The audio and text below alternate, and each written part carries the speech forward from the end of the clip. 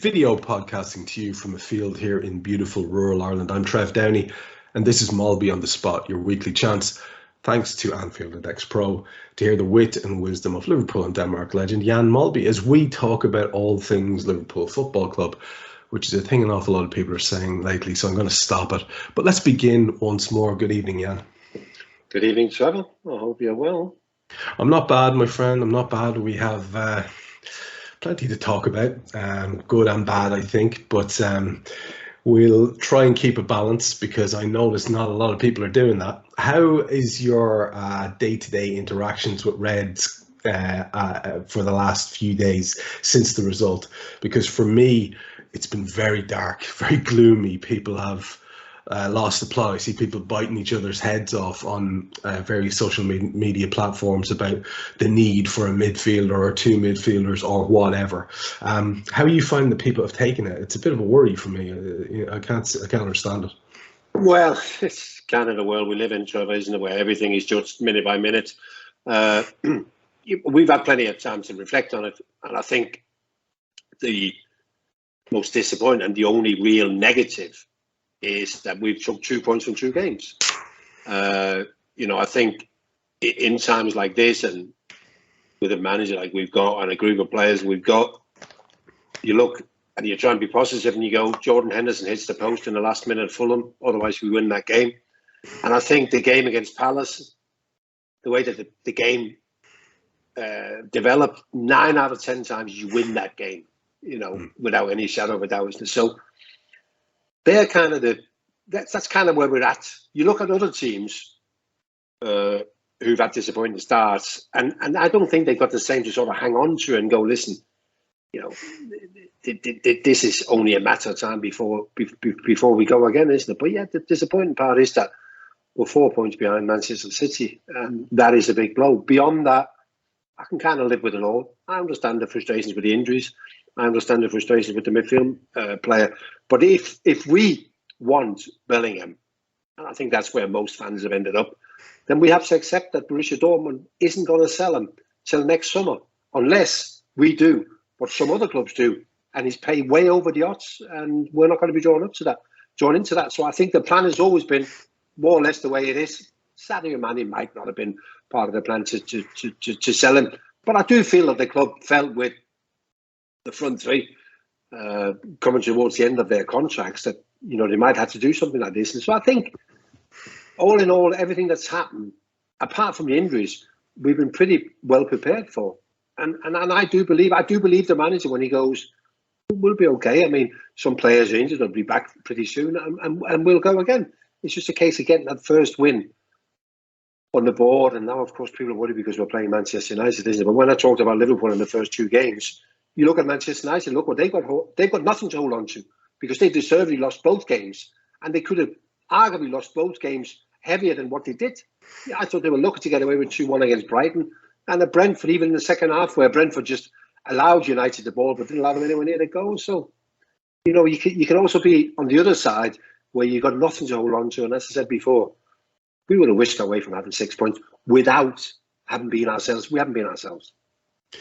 Yeah, I think that's fair, and as usual, level-headed, which we've come to expect from you, man. And we will obviously speak a lot about United before the end of this show because that's where the fun is going to be, and it just happens to be, as you say, our next game.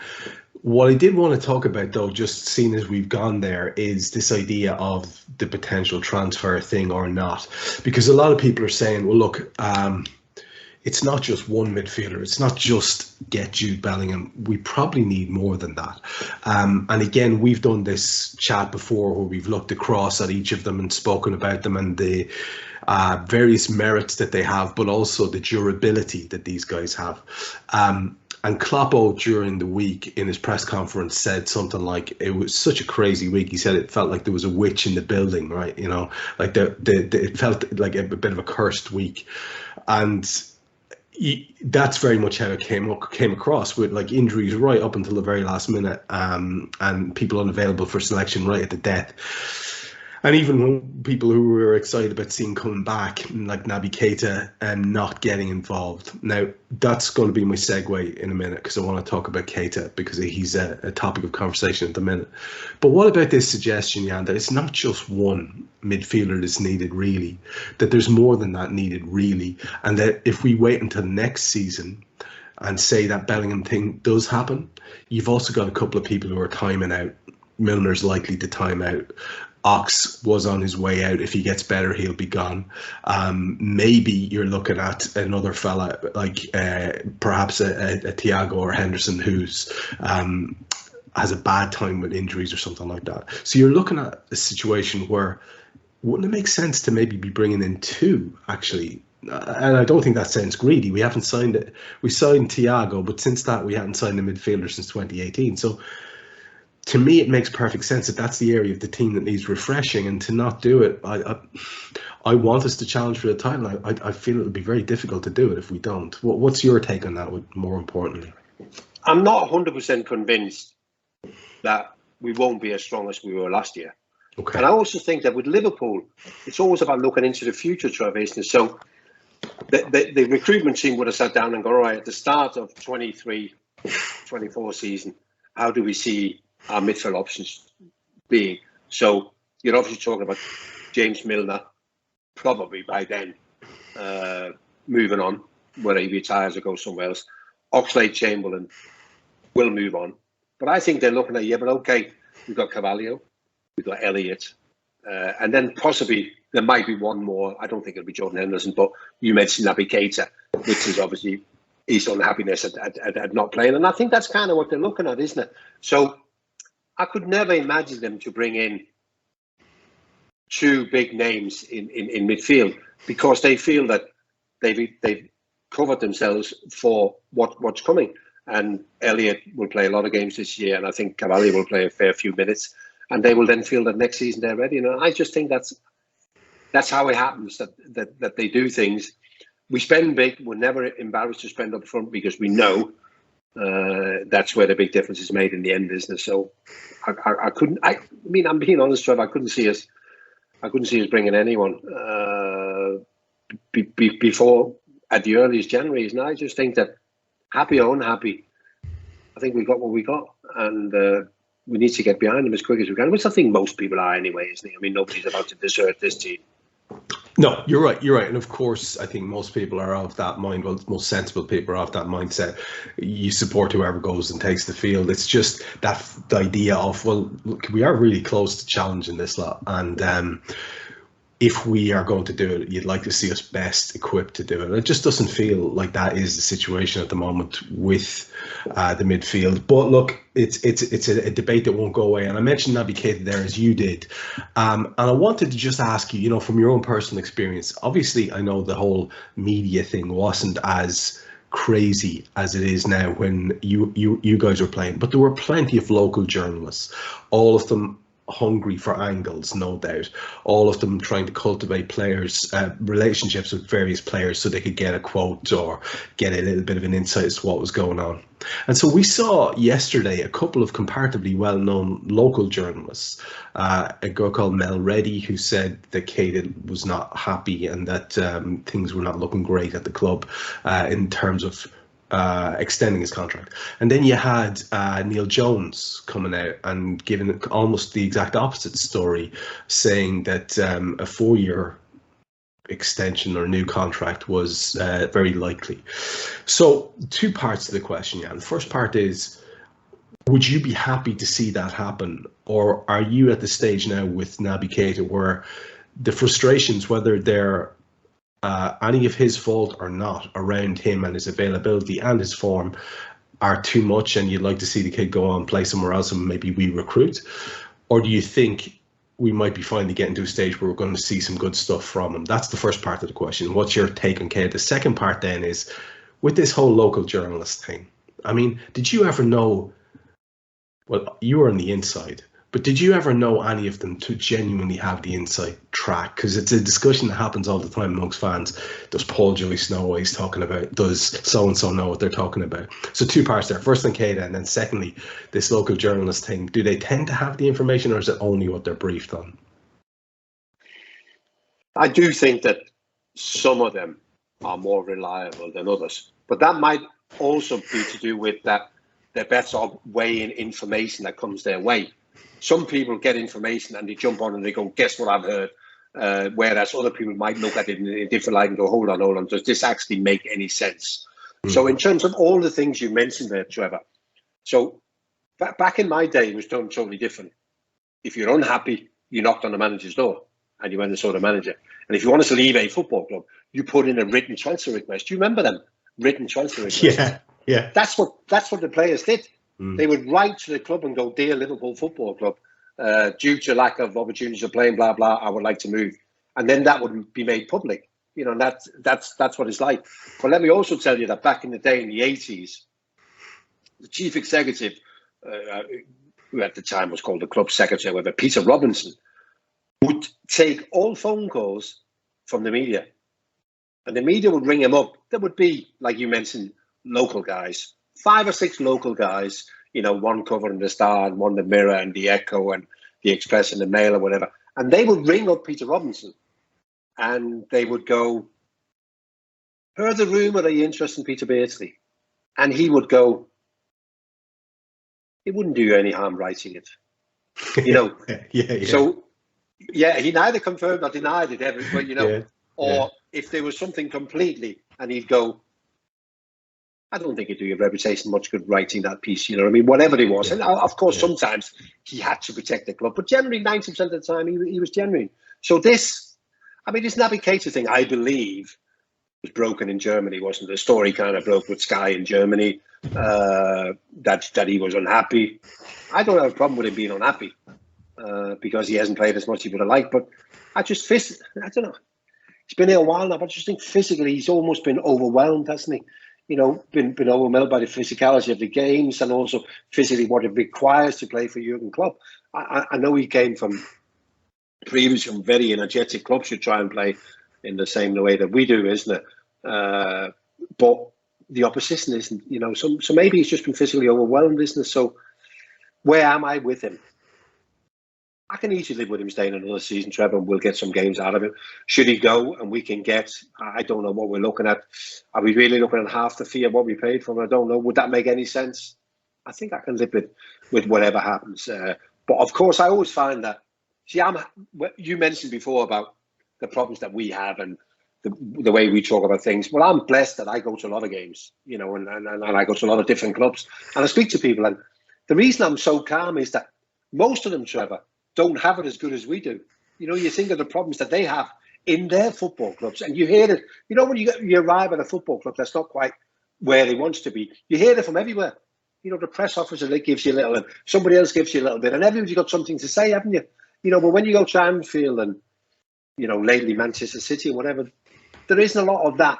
Have you heard this? Or you know, because things are pretty calm because things are going in the right direction. I mean, and I always compare with where we compare to our main competitors, and people say, well, our main competitors are only Manchester City. Well, it's not, is it? Because, you know, minimum requirement every year is to get into the top 4, so you can include Arsenal and Spurs and Chelsea in that group of 5 clubs, isn't it? And, you know, it's only Manchester City who has a similar calmness about them as we do.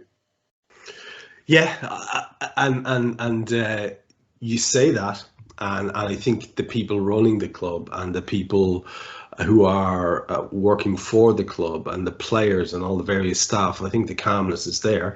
I think amongst certain people like yourself who have a bit of perspective, the calmness is there, but it is certainly not present in the vast majority of people that I'm listening to who are nervous isn't quite the word. I would say frantic. And I do understand an awful lot of the arguments about recruitment. I do. And I'm interested to see if anything happens. But like you, I feel that it won't. I think it'll be January. And it's going to be interesting to see how people will manage, because already the toys are firmly fired from the pram, Jan. And we should start talking about the main reason for that, which of course our form. And we'll do a little bit of focus on the last game. Now, there are a couple of big takeaway points, and I'd like to get your take on a few of them. But can we start with sort of the elephant in the room, which is yet another sort of appalling display from a fella in the middle who's making the decisions, and the fellas backing him with their video assisted refereeing. And it felt to me that I was watching Tierney at one stage. It got so bad, Jan, that I think he was equally bad almost for both teams. But it got so bad that I kind of found myself laughing at the stupidity of it. It was just incessantly bad calls, had no control over the game whatsoever. It's a real issue, I feel, at the moment. I remember 80s and 90s. You can think of these really strong refs who had a great reputation. There was loads of them in the 80s. There were kind of characters in the 90s as well. This doesn't seem to be the case now. I mean, you're struggling to kind of think of someone who you'd be happy to see getting the referee appointment for a Liverpool match. But this guy in particular, Tierney, he has gone again with the red card, which is a rare occasion for a Liverpool player. So talk to me a little bit about what you think about the refereeing situation at the moment. And we might lead out of that into the Darwin Núñez red card, whether or not you thought there was anything controversial about it. My own tuppence worth, I don't think there's intent there, but intention doesn't really matter a damn. He makes contact with the guy's face with his head. That's it, game over.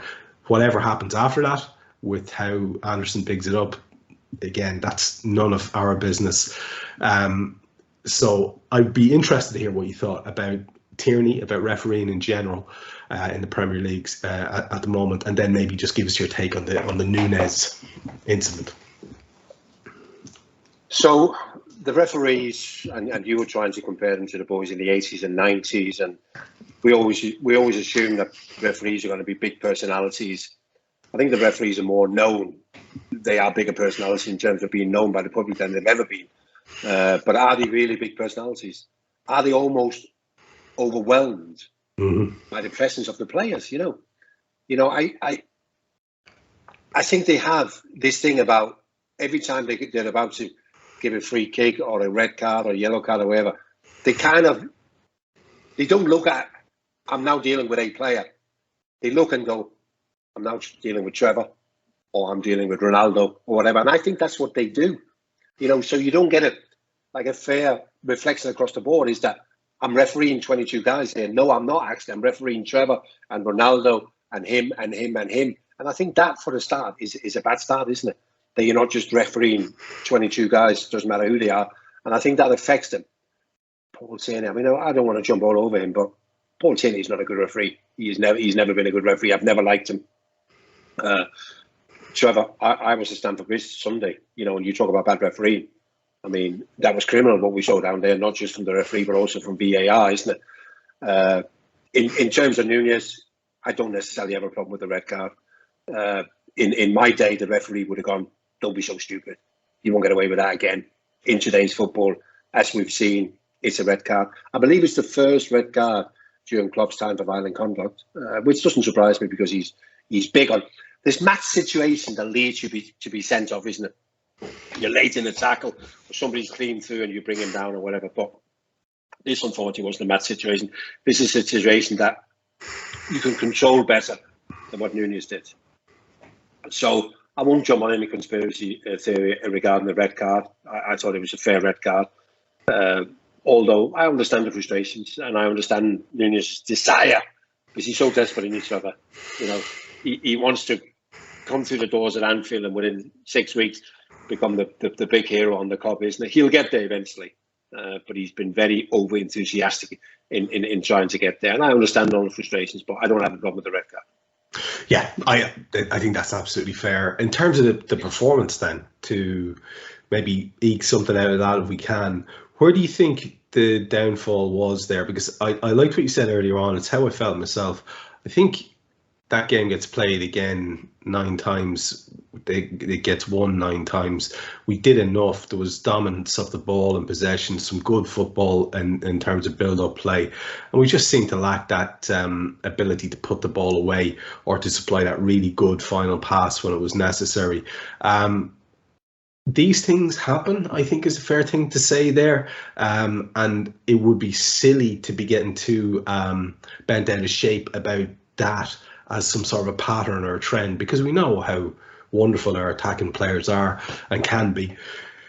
But it felt a little bit worrying at the end. I called the post-match show a bit of a worry, because I think that's how we all felt, just a little bit unsettled, because you want to see us, blasting off at the start of the season and knocking goals in and basically doing what City have done, sort of matching them in terms of dominance and intimidation of the opposition and putting really good opponents to the sword quickly.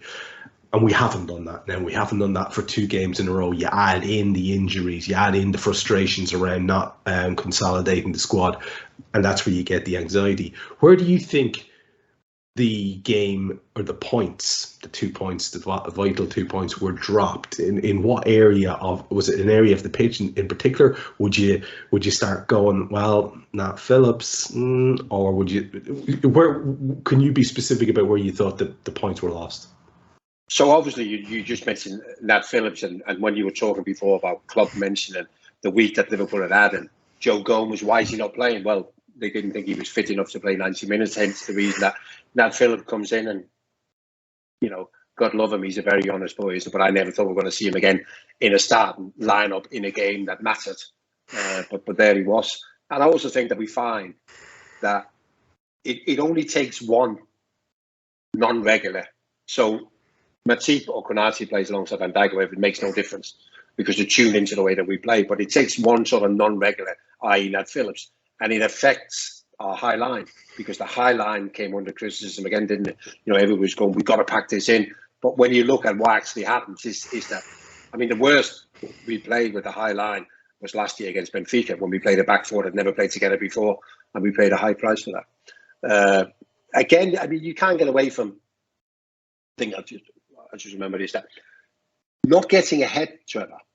We've now conceded the first goal in the last 6 Premier League games. Yeah, big issue. And that's a big issue, that, Trevor. It's a big issue, because I do believe that because of the way that we play, it's so important for us to get ahead, because it makes it a totally different game. I know people will say it doesn't make any sense, Jan, because last year we gained 21 points from losing positions. But if we remember a lot of those games we turn around, it's hard work, isn't it? We don't really get into our flow when we don't get that first goal, and the game takes a different development. So I think not scoring the first goal is massive, also because we're not at our best. I think that's quite a big thing, isn't it? As well as Harvey Elliott played, I don't think Klopp will look back and think that the midfield did well. Fabinho is still looking leggy for whatever reason. James Milner, maybe further down the season, but I just didn't think he was the right choice. I predicted he would play, but I didn't think he was the right choice. So I just think that power we get from midfield we didn't get. And then yet again, I thought Trent was sloppy. Trent wants to play things quicker. He wants to have fewer touches, and he wants to play everything first touch and whatever. And I just think sometimes, just put your foot on it and take your time, isn't it? And then we'll take it in. Listen, there'll be people mentioning Luis Diaz in a very, very unusual, quiet 45 minutes for him. And Darwin Núñez, had the chance in the first half and then had the other chance in the second half with his left foot or whatever. So there's things you can look at there, isn't it? But I just think that our midfield, in terms of not necessarily how they play, but what they bring in terms of energy and power, we never quite got that.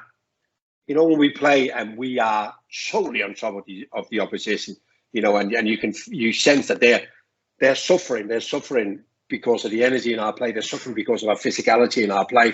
And I just haven't had that in those first 2 games, where I'm sensing total domination. It's like 2 bikers riding in, and one is flat out and the other one is just dolling down. And we are sometimes like that, where even a game might be 0-0, you go, yeah, but listen, we're in total control here. We've got so much more to give in. And I haven't quite seen that in our first 2 games. Yeah, and even that said, though, I don't know how you felt, but when we went to 10, I was still confident we were going to get back into that. It was possibly one of the best periods of the game in terms of pressure and urgency and that type of thing. There's a couple of things that you could look at that are sort of positive. Maybe you're looking at a situation where the long shot of Harvey Elliott actually being a regular could be a thing. Maybe you're looking at a situation where whenever he gets back, 3 games, possibly, I don't know if that decision's been made. I think he can go to 4, but anyway, let's say 3. I was really liking the way that Darwin Núñez links up with Mo Salah. That's an interesting new thing for us. I don't know if you thought that as you were watching the game, but I found it really strange to see diagonal balls going across and headers going to Mo's feet. It's a totally new thing for us. And I like it. I think it changes the dynamic for us and for opposition. So they're just a couple of the positive things that I was able to get out of the match, and I think that we should be looking at, because the season's not just going to sit in this sort of slump. We're going to pick ourselves up out of it. And they are a couple of the things that I'm looking forward to. Again, the little bits we've seen from Carvalho are exciting as well. What were the positives you took from this game, and indeed the first one of the season, if you have them? So the positives from the Palace game, as I said before, I thought Harvey Elliott was probably our best player. I thought he did really well. I still think that Mo Salah hasn't quite hit the heights, but I still think he looks right, doesn't he? I think he looks sharp. I think he looks up for it. So that in itself is a good sign. I like the reaction from Luis Diaz when we went down to 10 men, because the moment you go down to 10 men, you're watching the game and you go, I'm not sure what's going to happen here, because you can go either way. But our reaction was really, really good, you know, and that was led by Luis Diaz. And that's not because he scored the goal. Scoring the goal was a bonus, but I just thought that he sort of went, you know, I like that when players recognise we need help here, you know, and he took that upon himself, didn't he, to do well. So I thought that was possibly our sort of 2 real positives. But there was other players who did okay. Alisson can't do anything about the goal. He made another good save when Eze was offside, and from Salah in the second half and whatever, and he did what he had to. Fullbacks, I think, can improve. I think teams are maybe just finding it a little bit easier to stop our fullbacks getting into those situations where the crosses are so lethal, isn't it? But there's still work to be done, absolutely. But I thought Harvey Elliott, Luis Diaz's reaction when we went down to 10 men were probably the 2 positives. I think that's a great shout. I'd forgotten about Diaz, because an awful lot of people were saying we need him to score, and he did that in a hell of a fashion. So I think that's a really good one. I'm glad you mentioned that. I had spaced on it. Just a word for the opposition, Jan, as well, or about them rather. You'd have to admire what Vieira's doing there. They have a very, very straightforward system, but they work it really well.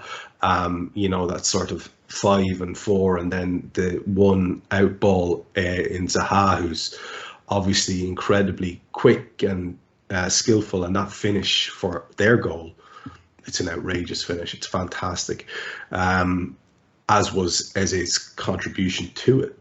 And in those two, they've got a couple of really good bowlers there, I think. But I like the system. I think it's going to do very well for him over the course of the season. You can see Zaha having a lot of fun and getting a lot out of it. He's a bit of a revelation in that position, isn't he? And you'd have to say it credit where it's due. They're a very solid side. Yeah, they are, and they got some really good players. I'm glad you mentioned that. They got some really exciting young attacking talent. Zaha last year on the Vieira, I think he had his best season in terms of Premier League goals from 14, and he's a handful. You know, and playing him through the middle against Liverpool, where he's a threat because he's a threat in behind because of his pace, isn't he? And I thought that was a real masterstroke. He's got other strikers who are more hold-up players, more target men. They wouldn't have given Liverpool the same problems as Zaha did. So yeah, I liked him. I think he's done a really good job. How far he can take them, again, it's realistic to finish in that group between 9th and 14th probably. But I think what they were after was more exciting players and more exciting football, and I think they're getting that.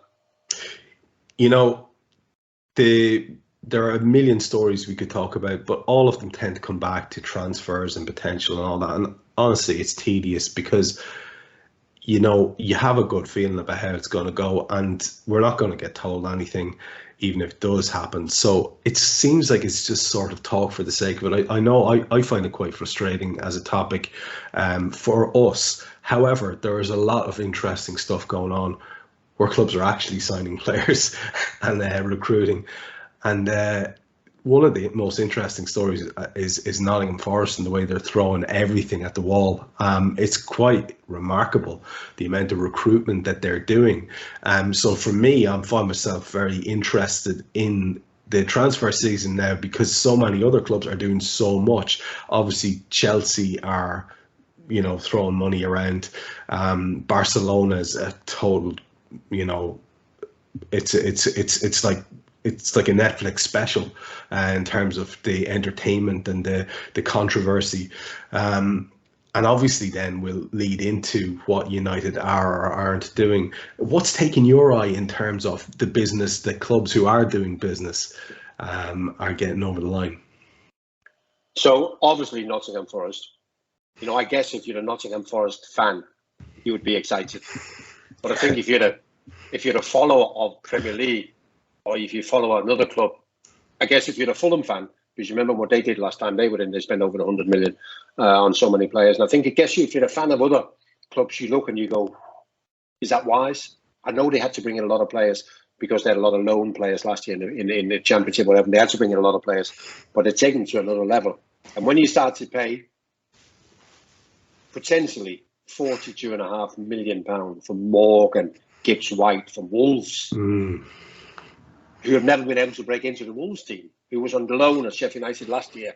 That's a time when you go, wow. I mean, yes, it's great having a target and doing everything you can to get that target, but they've certainly done that. Other clubs, Chelsea, I have to be honest.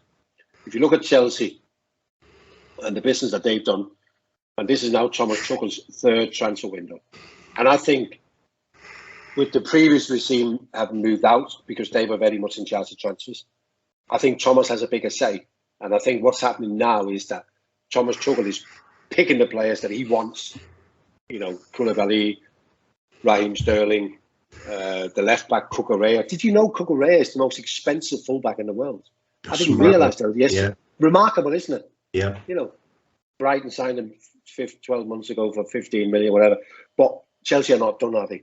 It looks like they're going to get the boy from Leicester for Fofana, but they're interested in other people, possibly Frankie de Jong from Barcelona as well. So I'm intrigued with Chelsea because we thought, how's that all going to work out?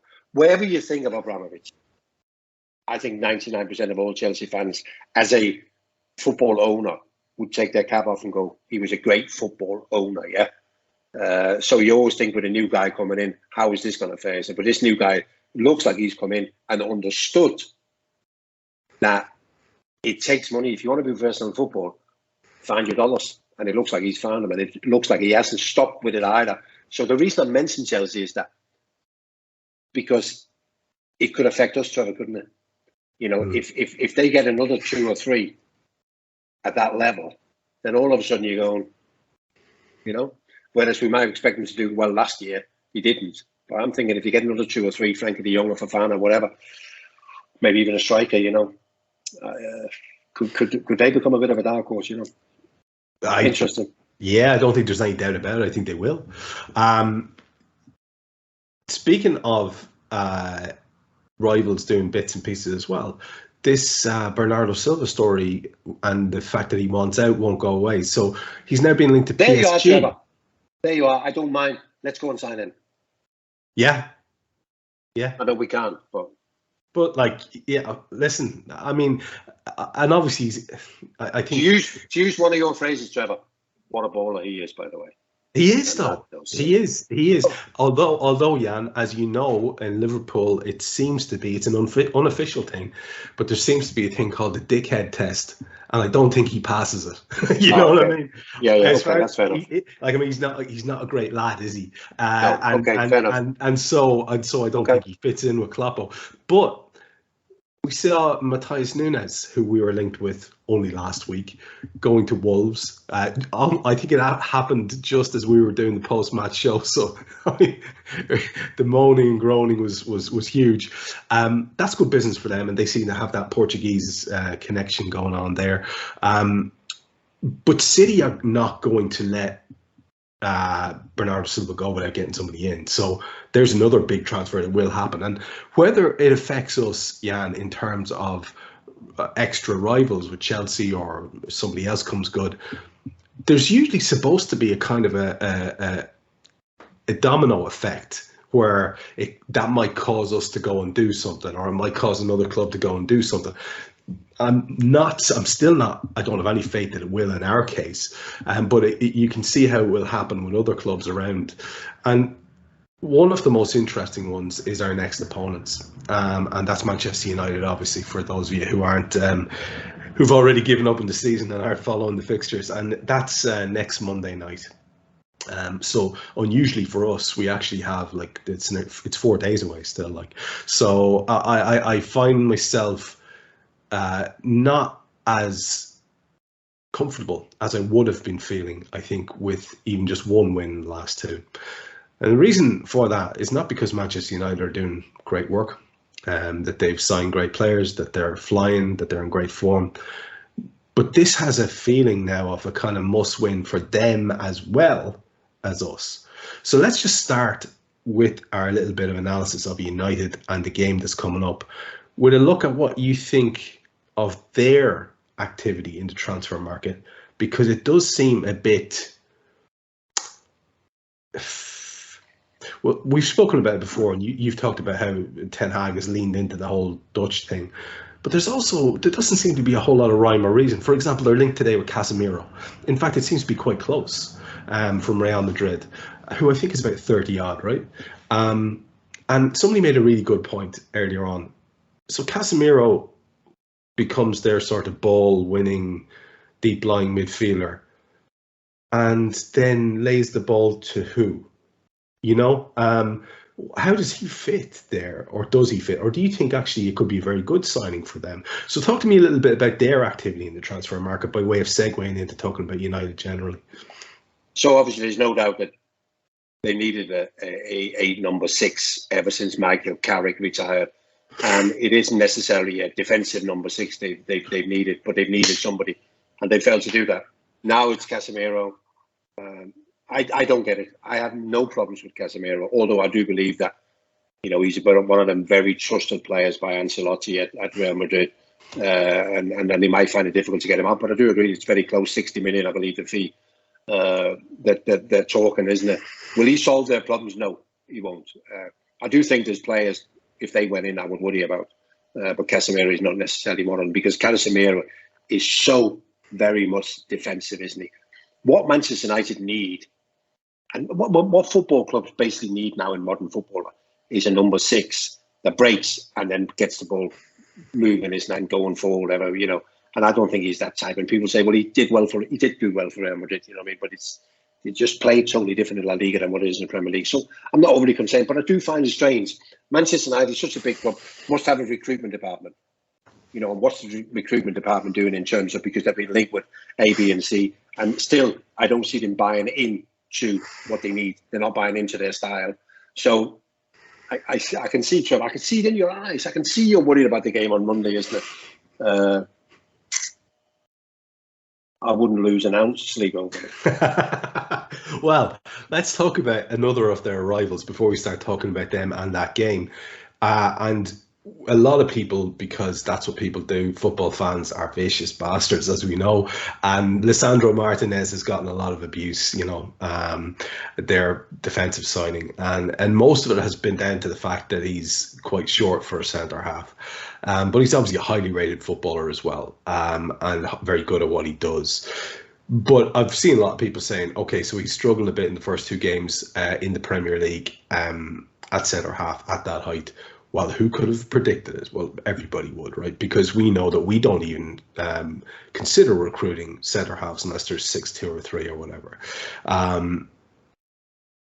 That was probably never really going to work. And then you look at who he's got to sit beside. You spoke about Harry Maguire last time out. Absolutely fine, has his level, but it's not leading a team who aspire to things like Manchester United do. At least it certainly hasn't seemed to be so far. So in terms of a big defensive signing, that's another example, isn't it, of them just not seeming to get it. Now, maybe he'll make us eat our words, Jan. What do you think about this Martinez transfer? Last 5 seasons, 1 big centre half per season. Yeah. By Lindelof, Maguire, Varane, Lisandro Martinez. Arsenal looked on Lisandro Martinez as a left back. United bring him in to play as a centre half. Instantly, you have a weakness in your team that the opposition will notice. Sometimes you can have a weakness in your team when you think it's okay because the opposition won't be able to get at that particular weakness. But this is a height problem, isn't it? Mm. And set pieces play such a big part in the Premier League that Lisandro Martinez can play as well as he wants. He's going to come under pressure 15, 20 times a game because of set pieces. And Brentford said that on Saturday. Thomas Frank said, we targeted him. We see him as a weakness. So there's a stat that he won loads of headers in the Eredivisie last year. If you play as a centre-half in Holland, you will win loads of headers because the guy you're playing against is showing no interest. 50% of all strikers in Holland don't want to head the ball. So more often than not, you're just being allowed to win a header. Then that goes against his stat, doesn't it? He won 79% of all his areas, whatever. You know, they got a best and average team, and they got glaring weaknesses in that team, Trevor. Glaring weaknesses. You know, you got a team who want to play out from the back. You got a goalkeeper who can't play out from the back. You got a right back who's a very honest young right back, not good enough. You got Luke Shaw, when in transition, can't find his position. You got Harry Maguire, who has zero confidence, and you got Lisandro Martinez, who's been thrown into that at 5'9" in the Premier League. That's just talking about their back four, back five, Trevor. They got big problems. Is it possible for somebody to overcome that, or is it league specific? Because I'm thinking, say we organise a little challenge game when you come over to Ireland, and we're playing against each other, and me at just kicking the arse out of 5'10". Why would I ever consider going up for a header against you? Well, why would I bother? It's just a silly setup, silly situation. Obviously, occasionally you'll do a Thiago on it and you'll out jump someone because you've gotten a good bit of pace into the run or something like that. But it's the majority of the times you're on a loser there. And what does that say something about the quality of football played in the Premier League? Or to me, it seems really old-fashioned. Surely there should be some way of operating which allows for someone who isn't necessarily the tallest. Or is it just that that's a reality of the Premier League, that there's going to be a lot of aerial challenges and you need to be able to win them? Yeah, I think so, Trevor. And I think there's obviously a gap. There's different levels in the Premier League, and you've got the teams that you expect to struggle, and then you've got the middle bit, and you've got the top teams. You know, and I think sometimes teams are thinking, well, we're playing against a team that is blatantly better than what we are, so what can we do to hurt them? You know, and set pieces have come back in fashion. You know, set pieces, you got a defensive set piece coast, you got an offensive set piece coast. It's never been bigger. And of course, that on Saturday against Brentford, it's a disaster for somebody like Lisandro Martinez, isn't it? Because that's what they do so well. What they do actually, Trevor, is that when they get free kicks in wide positions, they kind of hang them up in a way where they're almost 50-50 chance of them getting a corner from a free kick that they weren't going to get anything from. You know, so they've almost took it to the next level, haven't they? They get a free kick and they go, the angle is wrong. We can't get anything from this, but let's get ourselves a corner from this situation. So they took it to another level. One set piece leads to another set piece that might just give them an even better chance of scoring a goal. Listen, so for Martinez on Saturday, it was just a nightmare. Fair dues. I don't think Erik ten Hag has made a lot of good decisions since he joined Manchester United, but I do think taking him off at half-time was a good decision. Not for the sake of the game, because the game had gone by then 4-0 down, but possibly for the young boys' future as a Manchester United footballer. Oh, you're going to have to explain that, because an awful lot of people will see that as him being hooked and therefore almost scapegoated. But what you seem to be suggesting is take him out of a bad situation in case it gets worse. Is that where you're going with it? Absolutely, Trevor. And, you know, as much as there's so many things that football will never admit to, they'll never admit to reading a newspaper or following the media, whatever. Believe me, they read everything. So there's a lot of things we'll never admit to, you know, and being hooked at half time. But that boy in the last 10 minutes, because don't forget they were 4-0 down after 33 minutes, I think. So he'd have been on for another 12, 13, 14 minutes.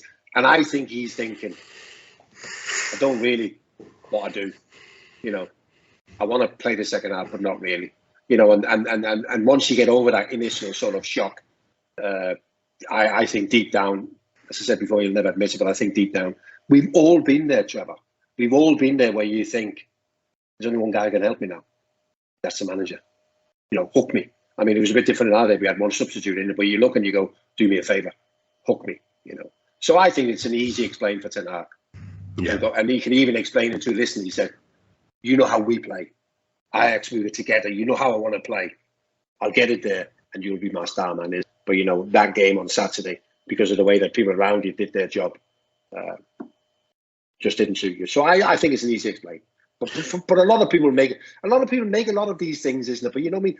We're realistic, aren't we? In a game of football, you can be replaced. All sorts of things can happen, isn't it? So I think the boy will be quite sensible about it and go disappointed. But I think he'd be more disappointed with his own performance. You know, and the fact that now people are looking at it as a weakness, isn't it? You know what I mean? So doubly determined when he comes back, whenever that might be. Yeah, whenever that might be. That's going to be an interesting one, I guess, to watch.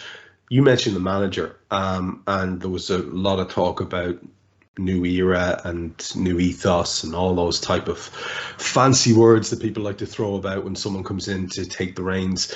Now, if it's too early to judge Liverpool on 2 matches, then it should be too early for us to make any big defining calls about Eric Ten Hag's reign at Manchester United. So we're not going to be silly about it. But at the same time, what signs are you seeing, if any, that the man's getting it right?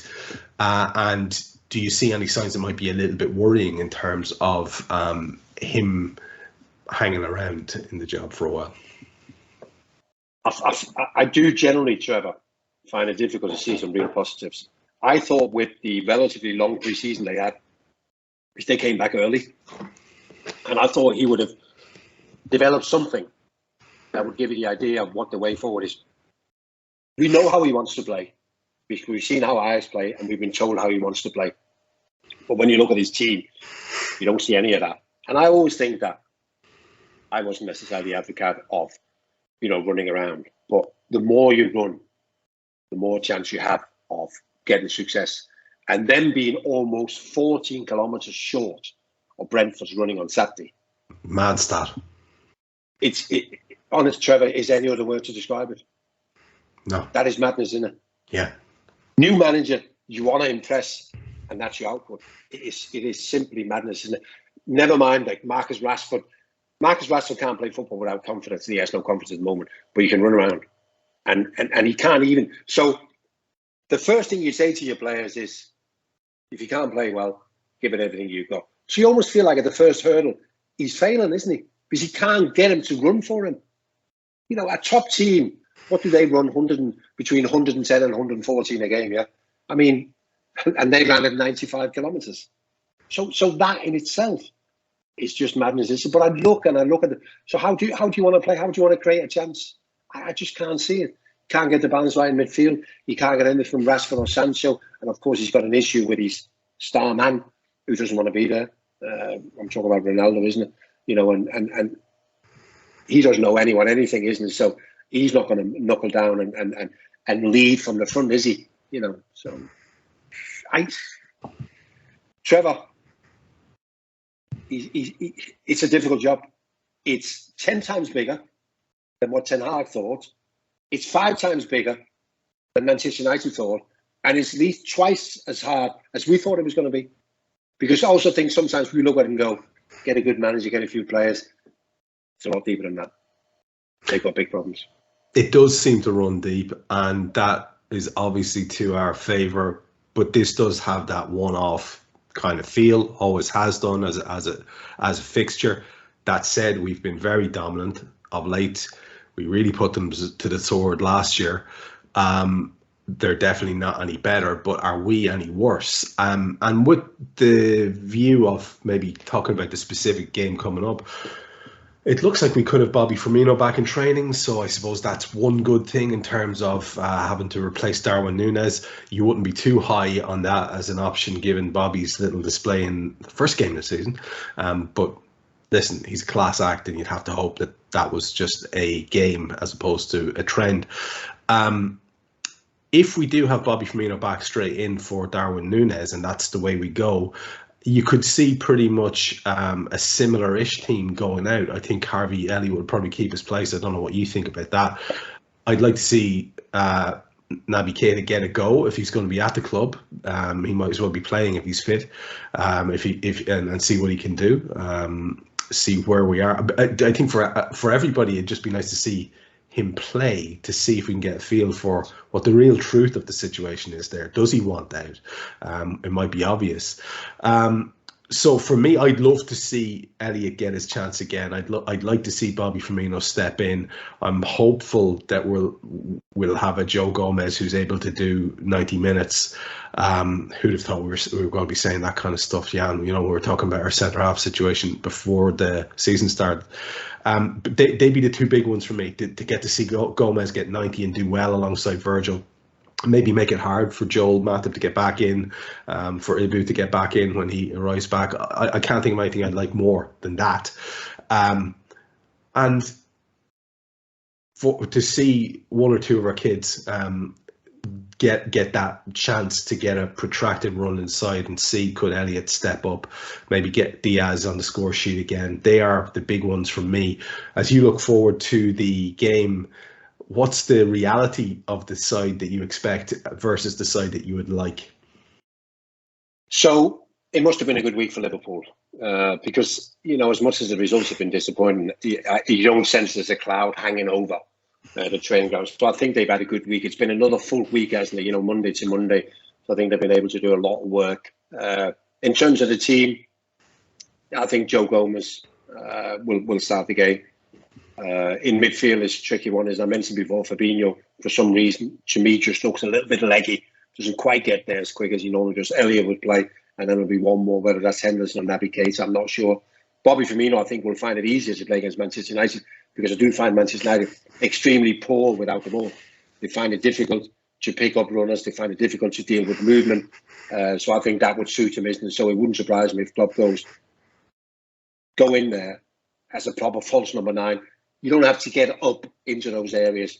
Just in there, put the play together between the midfield and the front two, isn't it? And we'll see if we can cause some problems with Salah and then Diaz's space, isn't it? So I think it's pretty much going to be no real surprises. The strongest 11 we can muster. So I've got one doubt, and that is who plays alongside Fabinho and Elliott in midfield. But apart from that, I think Bobby will return.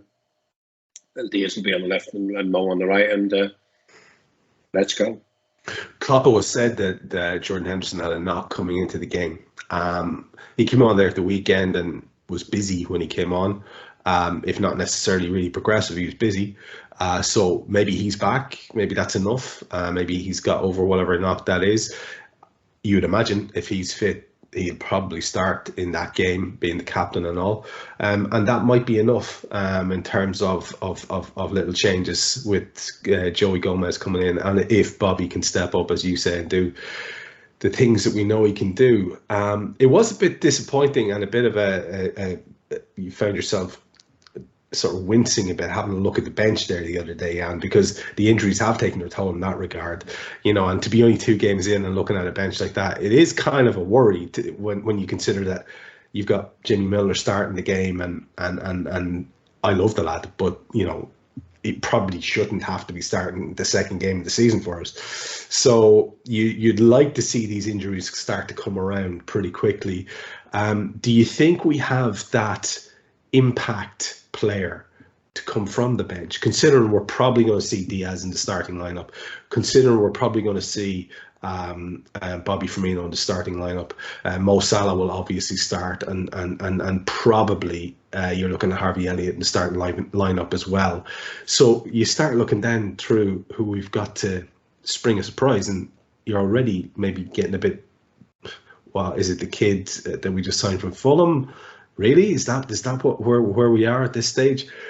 Now, I've seen mad stories where we're being linked with the likes of Leroy Sané, but that's just someone pulling the story out of their arse, isn't it?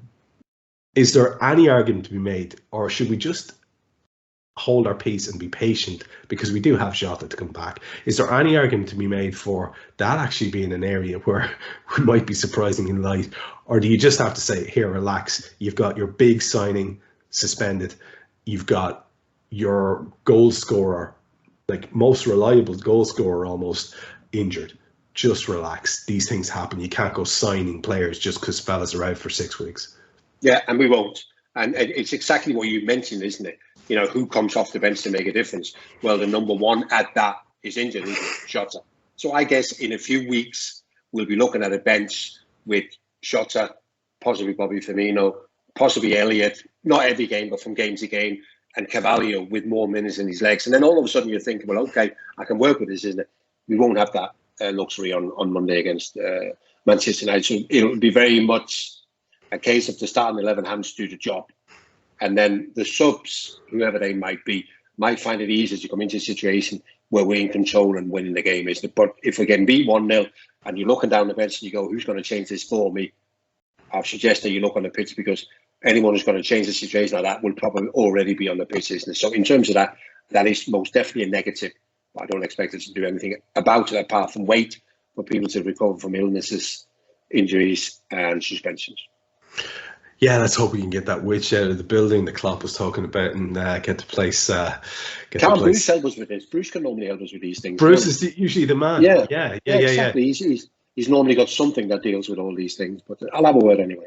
Do have a word, please, because yeah, it just has that feel at the moment that there might be a little bit of a jinx hanging around. I want to start wrapping it up, actually, because we are getting to the top of the hour. And there's a million things we could have talked about. We'll save some of them for our next show. But I have this feeling that I get to the final question here today that we always ask is the final question. I have this feeling how it's going to go. We could be looking at an Old Trafford where there are fans marching out in protest against the owners. We do have that disarray that we've spoken about there. I'm going to go out on a limb here, Jan, and suggest that you probably think that's going to be enough with a little bit of a resurgence in our form for us to take it. But I'm going to ask the question anyway. How do you see the game going? Yeah, I mean, they're obviously encouraging each other to enter the stadium and then to walk back out. And of course, the one thing that hurts owners is always empty seating, although the tickets would have been sold. So I don't know what they're going to do in terms of protest. The thing with Old Trafford, and that's why I think the likes of Bobby Firmino will return, is that being a great footballer in the Vision team is important, but it takes a little bit more. It takes a little bit more to go to Old Trafford because of the history of the game. So that's why I think he'll rely on the experienced boys who's played there before. For all the will in the world, Manchester United is a team without a plan. The two teams we played in the first two games both had a plan and executed very well. They don't have a plan. I can't see it. I think we'll win 3-1. Love it. We should then wrap this up at this stage. We'll have a little bit more news for you in regards to one topic we spoke about last week, including a certain petition Jan might be familiar with a certain supermarket chain, but we'll just leave that hanging in the air until we'll get a result on that before we talk about it. I want it just remains for me to say thanks very much, Jan. Another show where an awful lot of topics covered, and you did it with your usual skills, so thanks very much. No problem, Trevor. Enjoyed it as always, and let's hope the results are quickly going to turn around. And to all our subscribers, we'll be fine. We know we can trust these. We know we can trust these, Trevor. Come on, let's go.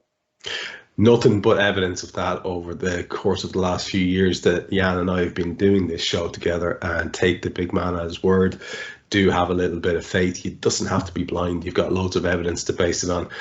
Myself and Jan will be back with you next week to talk about that United game and look forward to the next competition or next outing for the Reds. So stay with us. We'll be back again on video form, and we look forward to talking to you then. Until then, good luck.